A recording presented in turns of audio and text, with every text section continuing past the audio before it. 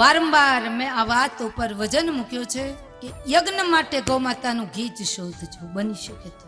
ને એ કઈ ગૌ? કાકુસ્થ કુંધવાળી ઓરિજિનલ. બાકી જર્સી ગાયનું ઘી તો શું, પણ એનું દૂધ એક ભૂલથી ના પીવા. જર્સી ગાયનું જે દૂધ પીવે ને એને વહેલા મોડા કંઈક મોટી બીમારી આવે ખરી. અને એ જર્સી ગાય એ કોઈ ગાય નથી પણ શુકર નું રૂપ છે. ઘણાને તો ખબર ન હોય.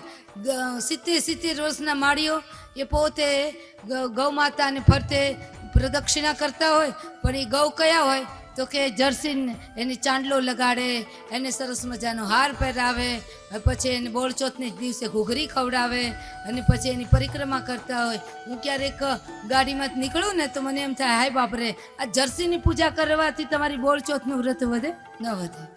એટલે ગૌ માતાના દૂધમાંથી અને પછી એમાંથી છાસમાંથી પછી ઘી બને ને એ ઘીમાંથી માખણમાંથી જ્યારે ઘી બને, ભલે 2 જ ચમચી યજ્ઞની અંદર હોમ કરો તો આખા વાતાવરણને 1 ટન ઓક્સિજન પ્રાપ્તિ થાય.